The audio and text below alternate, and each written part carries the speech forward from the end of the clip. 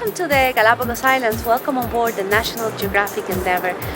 We'll have a fantastic week exploring these islands, unique in the world. We'll see species from very different hemispheres, but they live together. We'll find animals that show no fear. We'll feel really, really close to nature. We'll become good friends, and I'm sure these islands will stay in your hearts forever. Welcome, welcome on board. Good evening, ladies and gentlemen. Welcome on board the National Geographic Endeavour. Welcome to Ecuador. Welcome to Galapagos Island. My name is John, no Juan. I will be your captain during the week. I am certain that you will have many wonderful adventures on the Galapagos Island in the next few days. On behalf of the Ingram Expedition, the National Geographic Society, crew, natural history staff, and myself. Therefore, I want to propose a toast for this great expedition. Cheers! Salud! Cheers!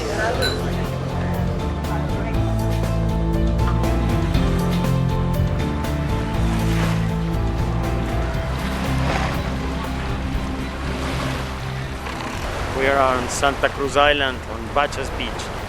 This is our first evening, our first excursion, and it's a beautiful way to start the expedition. Es increíble, es una experiencia única. Wonderful. It's the most beautiful beach, the most beautiful water. We've seen birds. We saw a flamingo.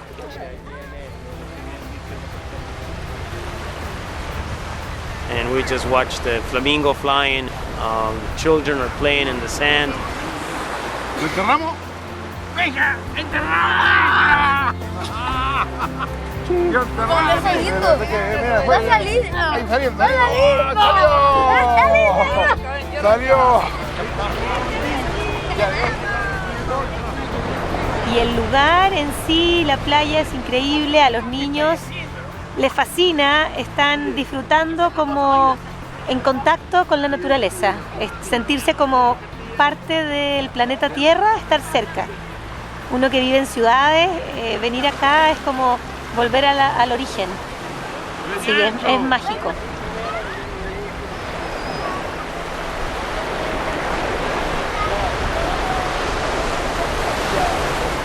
What's unique about drawing here in the Galapagos, or painting, is that you really need to pay attention to what's happening in front of you. I'm going to teach you how to draw this way, and to paint a still object or a still landscape or a moving animal. All right. So I hope you'll come to my classes.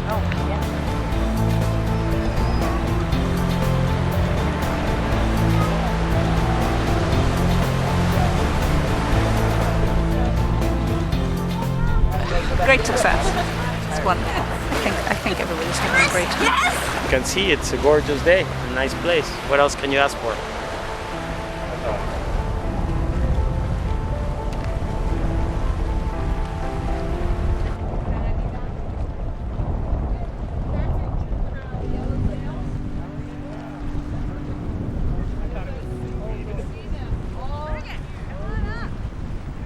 Once again, welcome to the national park, because we're on foot. We're right here. North Seymour is related to Baltra Island, where you landed yesterday in the airport, because they're both part of the same block of lava that was uplifted out of the ocean floor. And it has become an incredible nesting rookery for the frigate birds. And there's blue-footed boobies here. So this is an amazing island. Welcome to North Seymour. It's really amazing. There are many, many types of birds. It's all so special, it's hard to categorize one thing over the other.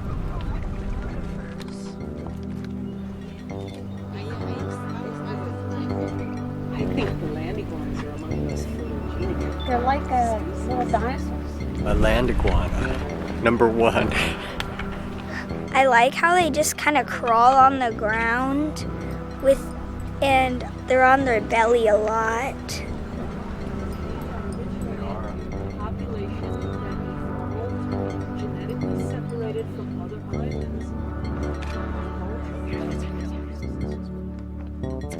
We've learned about the attraction of the female to the male frigate bird. She's checking out his physical ability, his physical looks. Does he look healthy? Is his feathers shiny? Does he look all, ready to go? But she's also, and this is the fun part, it's location. Yeah, if she doesn't like that bush, forget it. He can be the best looking guy. If he's sitting in the wrong place, it's not going to happen. The frigates kind of are nesting, and the males are making a big red, they're puffing up their throats like a big red balloon with black spots on it. The frigates do that to attract females, and it's just a really amazing sight, and I like to see it. We've seen a lot of some blue-footed boobies making nests and others just walking around. I really like their bright blue feet. Well, we've learned a lot about the mating of the boobies. Oh, well, these two here are trying to mate. Correct? I believe so.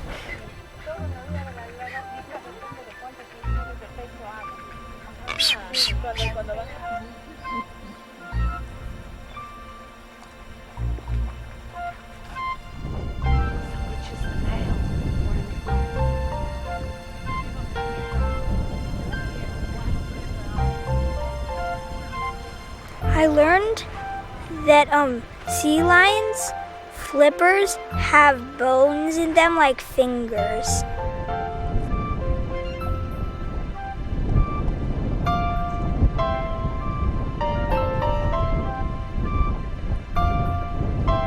So this is obviously a mother with her pup.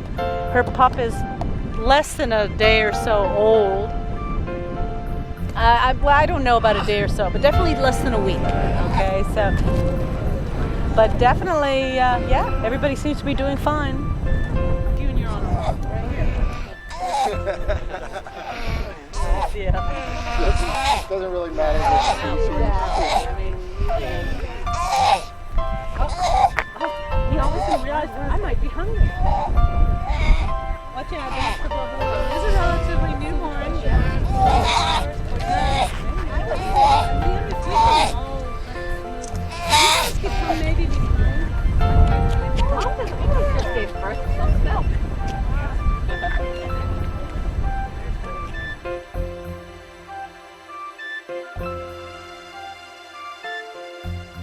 It was the first time I snorkeled in 30 years. A little bit of a fear, but I got over it. It's great.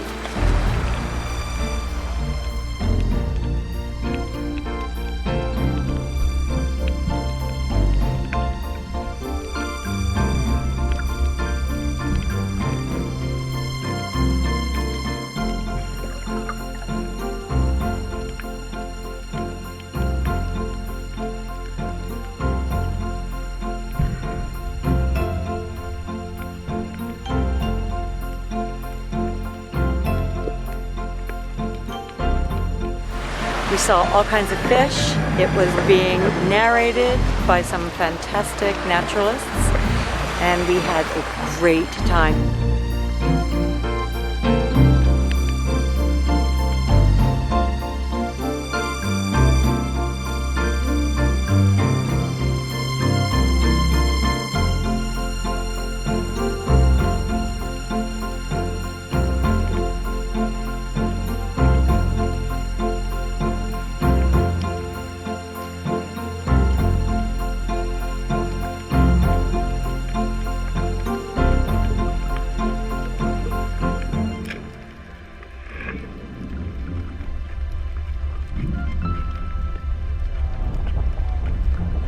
Well, the island is red because of iron, oxidized iron.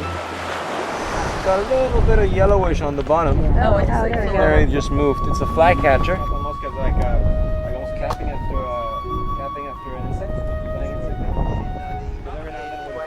Not here. I was like, wow, what was that? Yeah. I mean, you want to.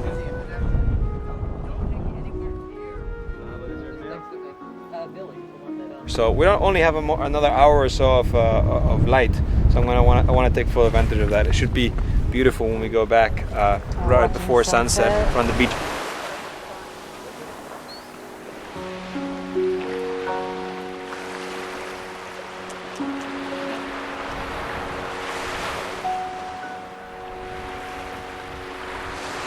And here's what's even interesting. That looks almost like a full-grown trying to nurse. You see that? That's really quite amazing. Anyway, just incredible. Failure to launch, right. Scenery is gorgeous. All fantastic.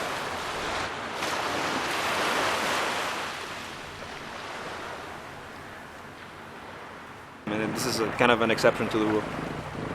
It's fairly uncommon to have these super flat conditions, and as you can see, the fact that you can see that you can notice the fish and the rays so close to the surface only happens when the conditions are this calm. Very shallow. Said it's just really teeming with wildlife here in this area. And the iguanas are really going to town this morning. They're wide awake. Oh, they're like a caravan. They're just all coming in at the same time. Something back there too. Oh, yeah. That's an iguana. That's a marine iguana. What do you got? Binocular eyes? I know, really. Do you see them? Tide is dropping right now. So around 10:30 this morning we'll have low tide. So all the marine iguanas know that. They can feel it. So they're all going out to feed on the algae that has been recently been exposed by the receding water.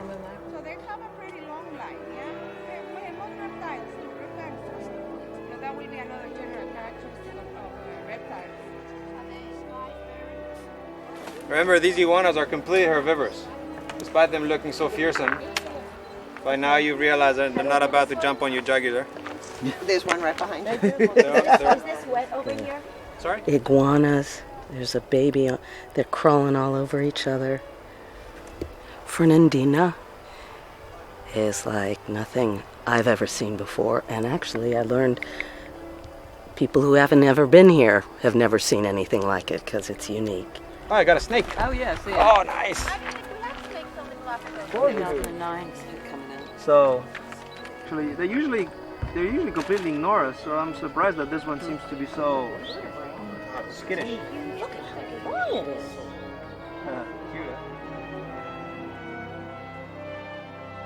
The west side of Isabela Island and Fernandina, we're visiting the only range available in the Galapagos to the Galapagos flightless cormorant. The only cormorant in the world that doesn't fly. Not that it has lost its ability to fly, it didn't misplace it. It simply evolved in such a way, away from any predators on land, without need to migrate long distances to get to foraging grounds, since the productivity around the oceans in this place is so high that it can simply stay in just a few miles of coastline all of its life.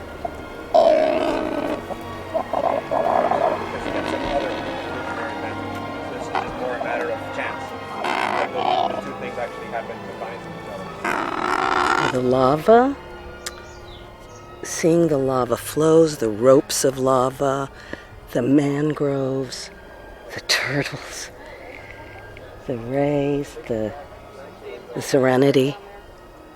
Right in the water. Yeah. And then those are... It's just beautiful. Bizarre and beautiful. The upbringing of these sea lions is completely up to the mothers. So the mothers have to go out hunt.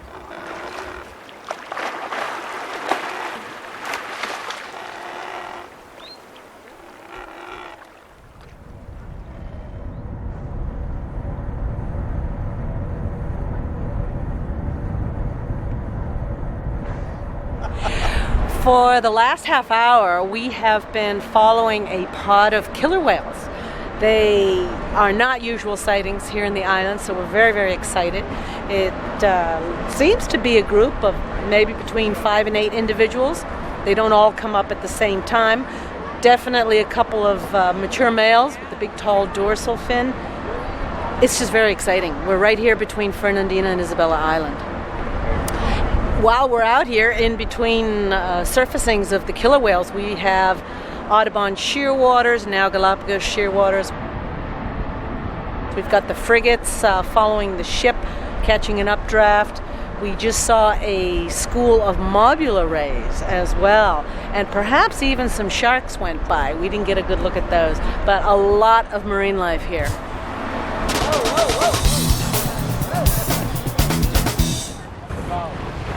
So when a volcano just breaches the surface of the ocean and you have the three elements, the water, the hot lava, and the oxygen, and the air ignites the lava, burns it, and that's what you get.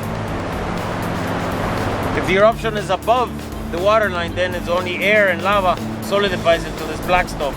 And the same if it's underwater, without the air. So would those be two different events? Oh, totally, yes.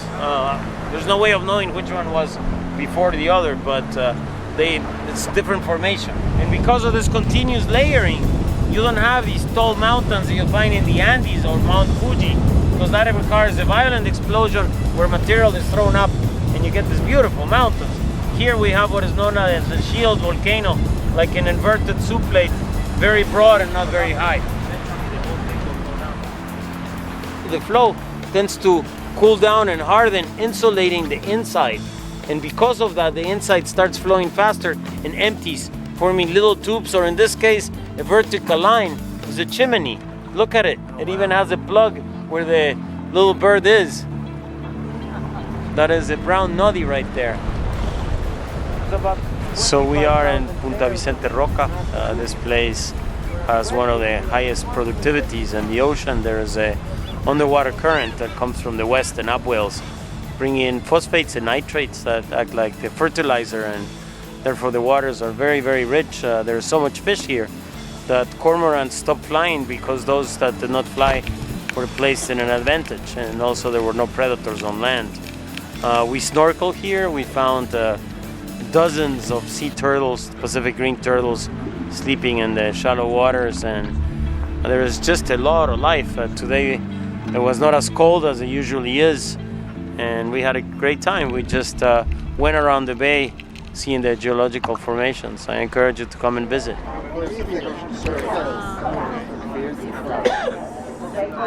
Start with a cow. The Pinot Grigio.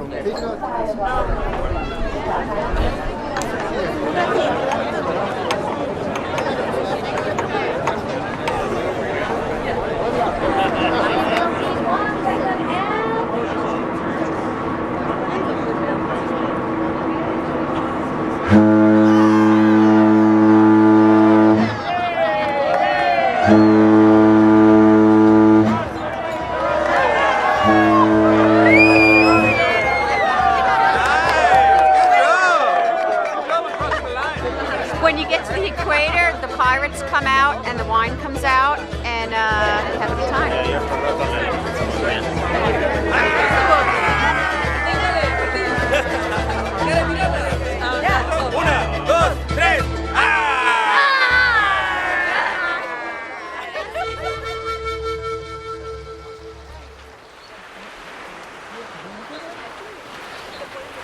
Morning. Morning. Morning. Hi. Hey. Everybody's present and accounted for. Yeah, we're here today at morning and afternoon on the island of Isabela. And so over the hundreds of thousands of years, every volcano of Isabela Island has ended up with its own species of giant tortoise. It's that isolated. We saw a giant tortoise who walked very slowly and sort of stood still for us for a while.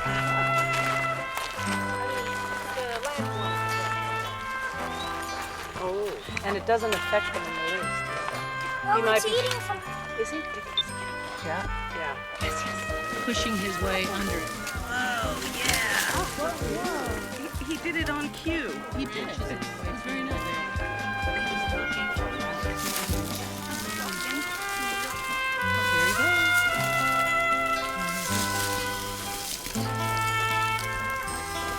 Well, you guys are actually going to support it for the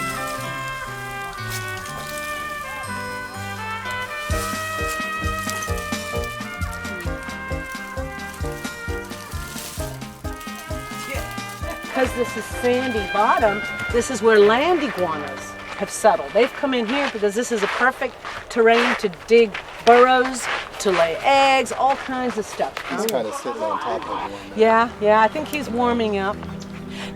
magnificent. It's just beautiful. It was kind of a golden yellow. Big. It looked like a big male to me.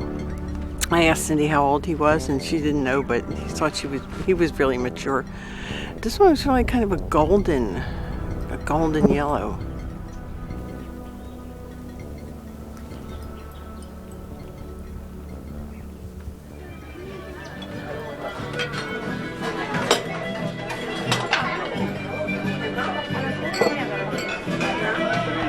Delicioso. Exquisito. Riquísimo. It's a really nice display of all the food that we offer in Ecuador from many regions of my country, of Ecuador, and also to promote the Panama hat, which is actually Ecuadorian, made in Ecuador for centuries. We had an amazing Ecuadorian lunch. We had a big suckling pig. The naturalists explained that you're supposed to have the skin is the best part, and so I had some crispy skin. It was really amazing. And then after that, we did kayaking for the first time. I've never kayaked before, so it was amazing. We almost fell over, but we found our way. We saw seals, we saw sea turtles popping their heads up.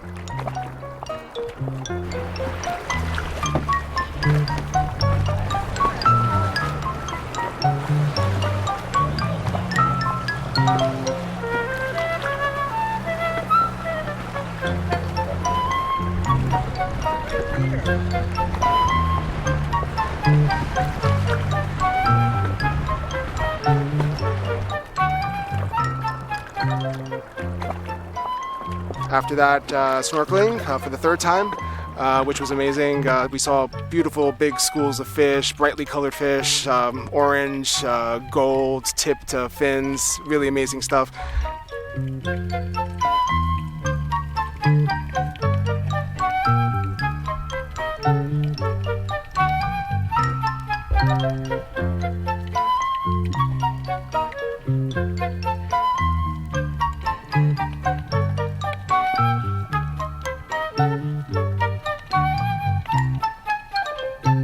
Now we're on this hike, and we just climbed from the bottom of that hill, and we just went to the very top of this hill over here. We had a beautiful panoramic view, and now we're heading back to have dinner.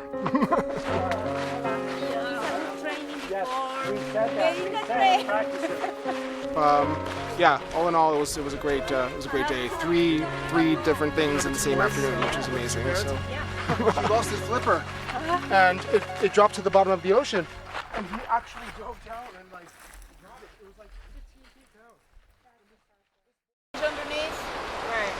So doing some of that background, you could have drawing, doing photography, being intimate not only with the moment, but waiting and spending time with a scene helps to cement that, I feel. That feeling of caring, that feeling of knowing. Galapagos is a wonderful place to practice your photography. The models don't fly away, they don't run away, so we're getting great chances of enjoying very close encounters with wildlife, and we have a small group so we can go almost one-to-one with some tips about photography, getting the best of our experience.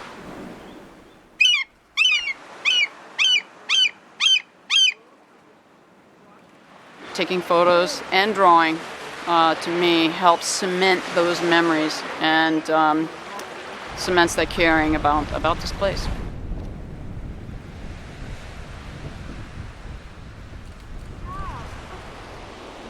That makes a whole trip to me.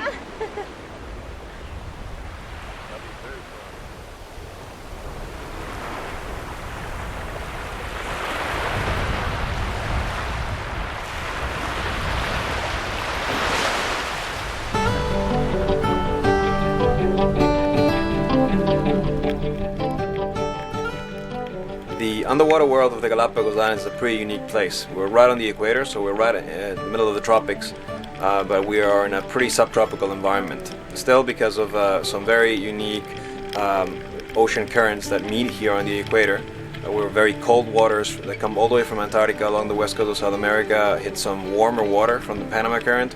We have a combination, which is pretty uncommon, of tropical fish and subtropical fish.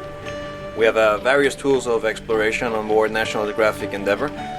We have an undersea specialist who collects footage to show our guests, and so we can identify some of the marine life that we have around. We take several snorkeling outings throughout the week, and even for those who don't snorkel themselves, we have a glass bottom boat which allows then everybody to catch a glimpse of what's happening down there.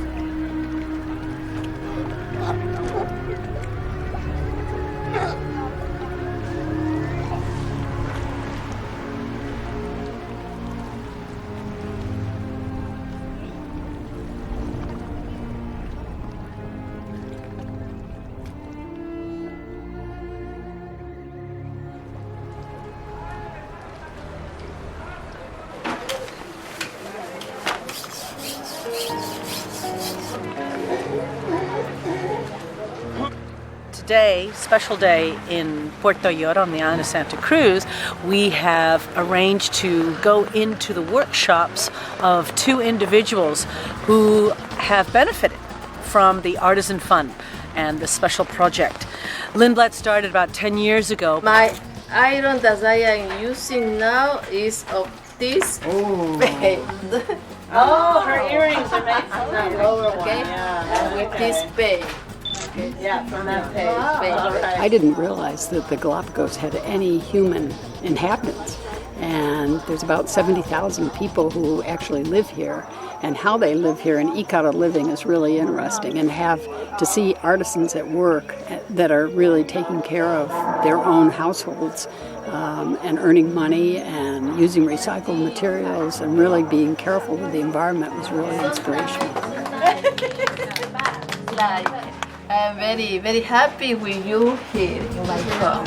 Okay, but alright. It was amazing to go to two different workshops to see how the artists work and how Lindblad and Nat Geo has helped them, help them with their living and teach them new traits. So for the glassware, I was lucky enough to win a glass to take home with me, but we got to see him do the process from start to finish of having a wine bottle and cutting it down into a glass, and how he designs, different animals for the Galapagos or for other trips. He has polar bears, and he also etches more details in and writes Galapagos on all the glasses. So I was lucky enough to get a name printed custom glass, which I am excited to take home. Great way for me to take part of Galapagos home to Boston. In highlighting this whole make art, make a difference, our hope is that people will learn to see the islands through different eyes. There are a few things made in Galapagos, but memories are one of them.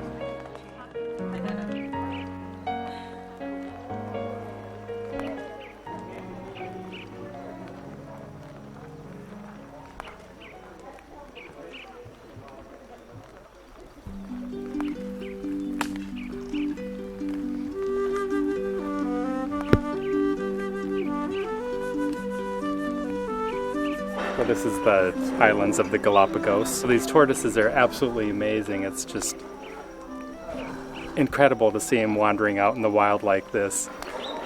It's sort of reminds me of it's a very damp, wet environment. You see them everywhere under here, in the paths, under the trees. But their movements are just so graceful. These were the giant tortoises. They were absolutely amazing. The size, the everything about the way they acted and they walked and didn't walk and hid, just amazing. They look prehistoric. It's just amazing. And the size of their legs, they're like elephant feet, and the look on their face, their face is like a big serpent. I can't even imagine a million years ago that these creatures were still walking around, and it is so great that they're not extinct. Oh, that's perfect. It's like there's no mistaking where you are right now. You are in the Galapagos. Was he looking at the camera? How would you describe the way they eat? Slowly. The same way they walk, slowly, is right. They're just picking up deliberately that one blade of grass and chewing it with their tongue and their tongues. That was amazing to me to see that they're these big red tongues that you could just see doing its work, pushing it back into their mouth. Great stuff. Fun to see them eating with their beaks. They basically enjoy, they find a piece of grass, they really enjoy looking for it, or that one perfect little blade of grass or that one perfect leaf. And it was cool just to see them crawling around with the grass hanging out of their mouths and munching on it with their beaks. We learned that they don't digest too much of it actually. What goes in almost comes out the way it looked when it goes in.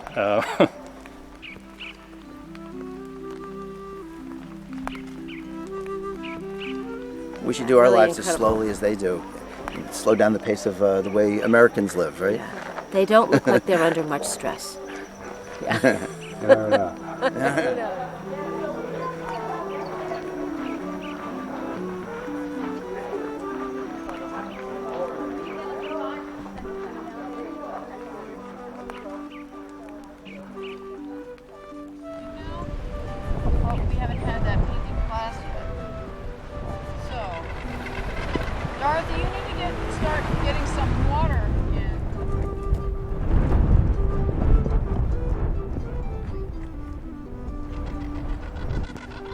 Oh, we just had a fantastic hike on Punta Pit.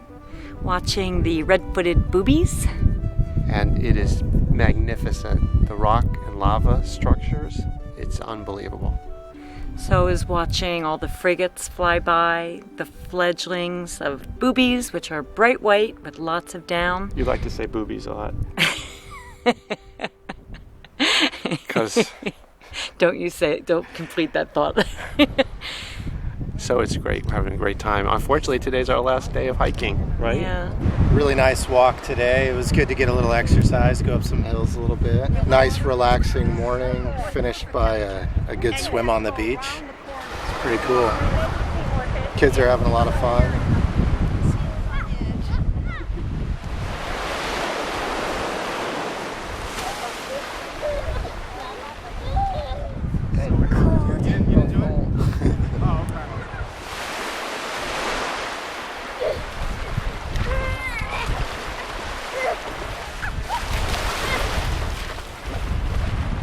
Great to see both boobies, the blue and the red. Not much else you can ask for. Beautiful sun. A little bit of breeze so it doesn't get too hot.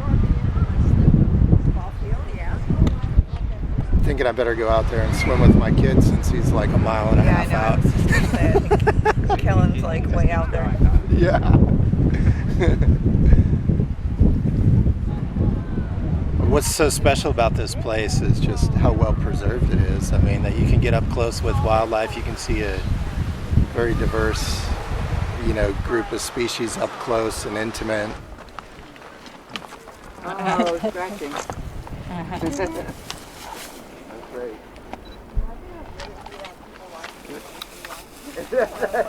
No I know, you'd fear think we'd be at over all. it by now. It's amazing. Absolutely amazing. One of the best examples of that.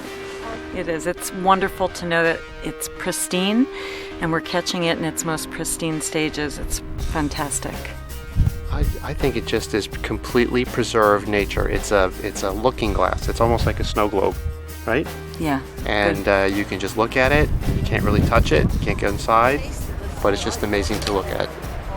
Definitely glad we did it and glad we brought the boys. I think they really enjoyed it. It definitely was, kind of appropriate for their age as well as adults. So it's pretty unique. I think having experienced it, it definitely wants you to, or it causes you to want to, make sure that it continues to exist for our children's children and grandchildren, etc. So that, it's like I said, it's a really unique place, and it needs more people to know about it, so there's more people to protect it and look out for it, etc. It's wonderful to see that there's some preserved places in this earth that mankind hasn't touched. Certainly, I think we're going to tell people about this place. So we're doing our job in terms of telling people how important it is to preserve places like this, right?